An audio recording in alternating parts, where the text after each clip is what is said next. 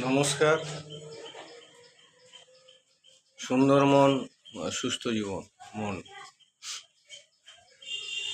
এটা ভিডিও করতে চলে এলাম।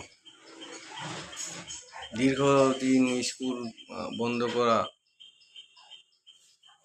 গ্রীষ্মপ্রকাশ আজকে শেষ হলো, স্কুল খুলে যাবে।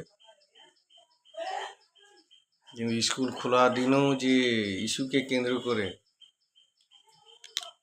বিদ্যালয় ছুটি ছিল, কিন্তু বিদ্যালয় খোলা দিনে আবার গরম দাবদাহ। তারপরে কি আবার ছুটি ঘোষণা হবে? জানি না, সরকারের সদিচ্ছার ব্যাপার। যেটা বলতে চাইছি যে স্কুলের পঠন পাঠনকে স্বাভাবিকতার স্রোতে নিয়ে আসতে গেলে প্রত্যেক মাস্টারমশাই, ম্যাডাম এবং শিক্ষাঙ্গনে যারা যুক্ত আছে সবাইকে একটু পরিশ্রম করতে হবে। কারণ বিদ্যালয়গুলো সে প্রাণবন্ত পরিবেশকে ফিরিয়ে আনতে গেলে সবাইকে হাত লাগাতে হবে, এটা স্বাভাবিক। যদিও আজকে অনেকে স্কুলে আসবে না, যারাই যাবে তাদের দায়িত্বটা নিতে হবে। গতকাল বাঙালিদের একটা উৎসব, পারিবারিক উৎসব, জামাই ষষ্ঠী গেল, অনেকেই আসবেন। তো যেটা বলতে চাইছি যে গরম, ওই গরমের জন্য দায়ী কে? এত গরম কেন হচ্ছে? আগেও তো ছিল। সেটা হচ্ছে একটি গাছ একটি প্রাণ, তাই তো বলি গাছ লাগান। আমরা সবাই জানি করোনা চিরতরে বিদায় নিয়ে নিয়েছিল, কিন্তু করোনা আবার আসছে। যে করোনার ভয়াবহতা যারা দেখেছে চাক্ষুষ, যারা সমস্যায় পড়েছিল, তারা বিষয়টা জীবনে ভুলতে পারবে না, মনে রাখবে। কিন্তু যেটা বলতে চাই, প্রকৃতির এই দাবদাহের জন্য দায়ী কে? আমফান,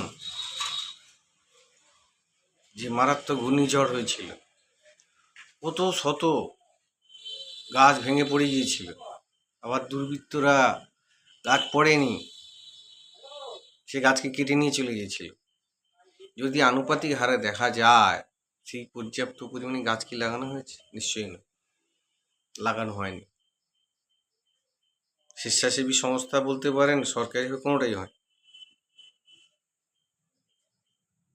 তো আমি এই ভিডিও দিয়ে বলতে চাই যে পর্যাপ্ত পরিমাণে গাছ লাগানোর একটা পরিকল্পনা, একটা প্রকল্প সরকার গ্রহণ করুক।